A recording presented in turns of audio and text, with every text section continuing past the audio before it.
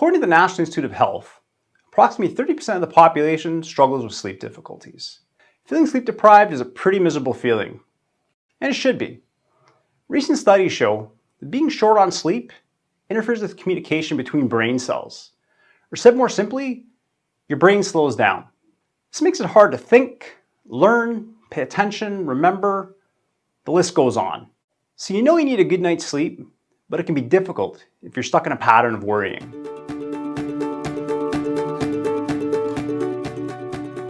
Hi everyone, I'm Trevor Sullivan. Minus the curly mullet I was growing. Today I'm going to talk about how to worry less when you should be sleeping. Before we get started, I invite you to subscribe to this channel. And if you're on YouTube, click the alert notification. That way, when we release more videos like this, you'll get notified. So it'd be great if you could just go 1, 2, 3, sleep. And just like that, you're out cold. Some people seem to have this gift, but for most of us, there's a wind down process that needs to take place. So the reticular activating system in the brain can do its job and eventually send you off to sleep.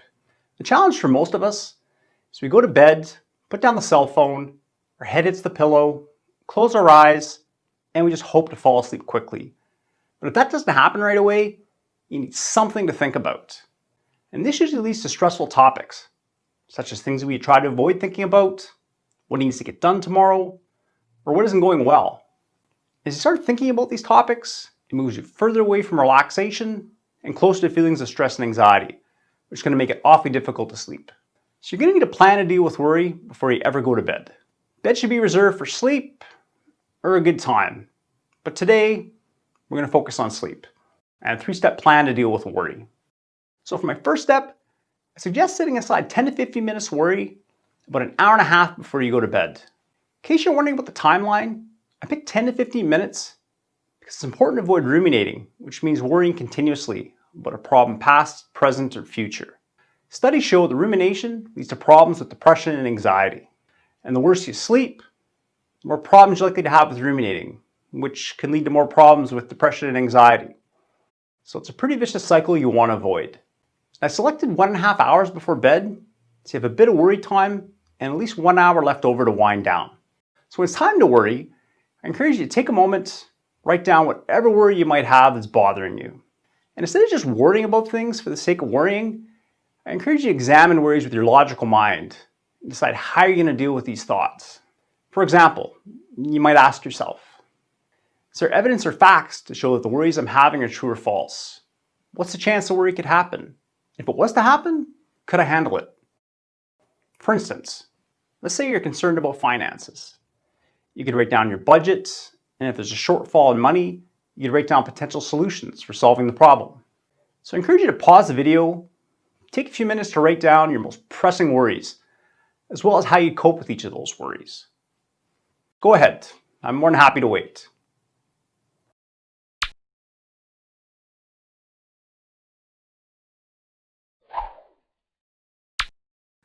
The goal of this exercise is to help take the worries out of your head, get them down on paper, as opposed to leaving them to swirl around repeatedly in your mind, and then focus on them when you aren't occupied with a task, like when you're trying to fall asleep. And for those of you who are more likely to get caught up in thinking about to-do lists, the same strategy applies here. Take the time to write down your to-dos about an hour and a half before bed. In a 2018 study by Dr. Michael Scullin and colleagues, they found that having people simply take 5 minutes to write a to-do list for the following day helped people to fall asleep faster. And the more specific the list, the faster the people fell asleep.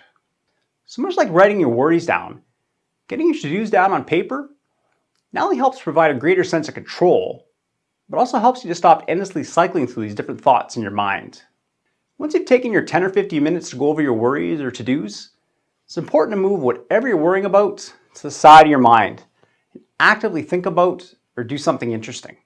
This is essentially a way to change the channel in your mind. Since it's going to be time to start winding down before bed shortly, I suggest having a conversation with someone about a different topic. This is a good way to change your focus to something else. The social expectation of having to listen to what someone else says to you, come up with a response that shows you're paying attention, should be enough to help take your focus away from worrying.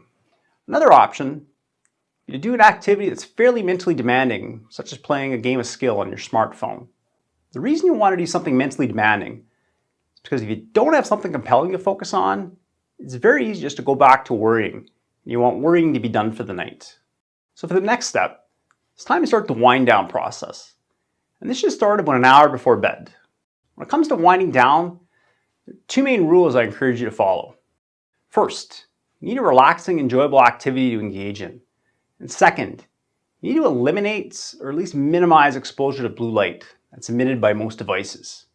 One example of an effective wind down activity would be to simply take a bath or shower before bed. A 2019 study by Dr. Shahab Hagayag and colleagues found that taking a bath or shower 1 to 2 hours before bed helped people to fall asleep faster, sleep longer, and sleep more effectively. And they also found that taking hot baths or showers, well, that worked even better. And for anyone familiar with sleep research, you're probably thinking, I thought cold was better for sleep. And you're right. With a warm bath or shower, even though the temperature is warm, the hot water stimulates the body's thermoregulatory system, which ends up lowering the body's core temperature.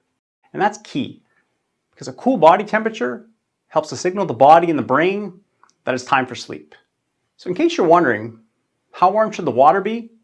Researchers found that the temperature should be between 40 and 43 degrees Celsius or 104 to 109 degrees Fahrenheit.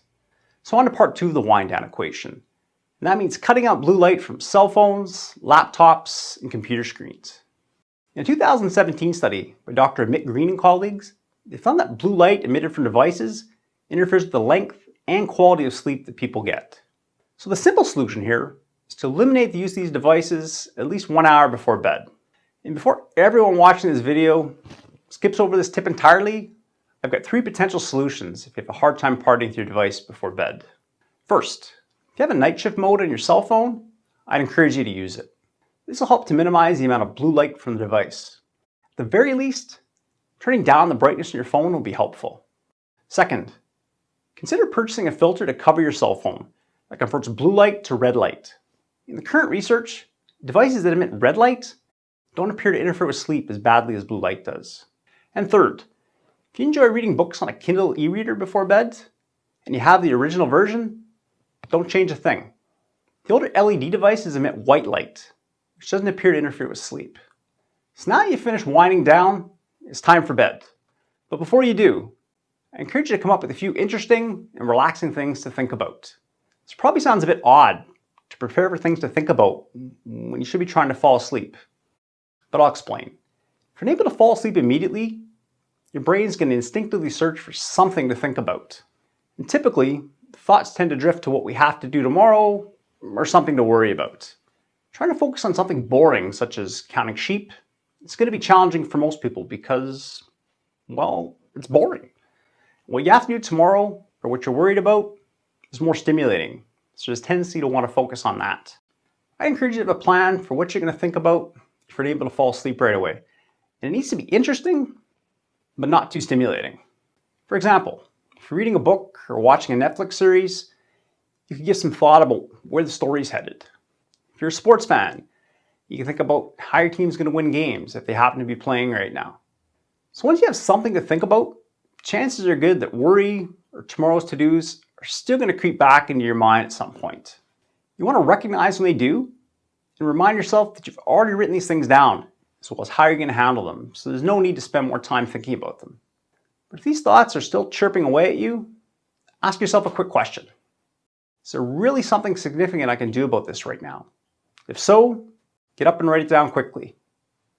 If not, which will probably be the case the vast majority of the time, promise yourself you can think about your to-dos or worries first thing tomorrow when you wake up. Next, you want to move these thoughts to the side of your mind and get back to focusing on your interesting but not too stimulating thought topics while you do your best to relax and fall asleep. So to provide a quick recap, first, it's important to set aside time to worry or deal with your to-do list before bed. Taking time to do this about an hour and a half before bed will help to keep this activity separate from sleep. It's also a good idea to limit worrying to 10 to 15 minutes in order to avoid ruminating, which is also known as continuous worrying. Ruminating interferes with sleep and can also lead to problems with depression and anxiety. Second, it's important to have a wind down process about an hour before bed to help prepare your mind and body for sleep. I'd suggest engaging in a relaxing, enjoyable activity such as reading a book or having a bath or shower. It's also important to eliminate or at least minimize exposure to blue light that's emitted by most devices. For my third and final step, I encourage you to have an interesting but not too stimulating topic to think about if you're unable to fall asleep right away. Having something stress-free to think about will help you to avoid engaging with thoughts of worry that can interfere with your ability to relax and fall asleep. So I hope you found these steps helpful. If you did, I encourage you to subscribe to this channel by clicking the subscribe button below. If you're already a subscriber, please feel free to like and share the video. And if you're experiencing challenges implementing these steps, please contact us at Sullivan Associates Clinical Psychology. So now it's your turn. What tips are you going to try? Are you ready to set aside time to deal with worry or your to-dos before bed? Or will you try to eliminate blue light earlier in the evening? Or do you have a different strategy to deal with worry before you fall asleep? Please let me know in the comment section below. Thank you for watching.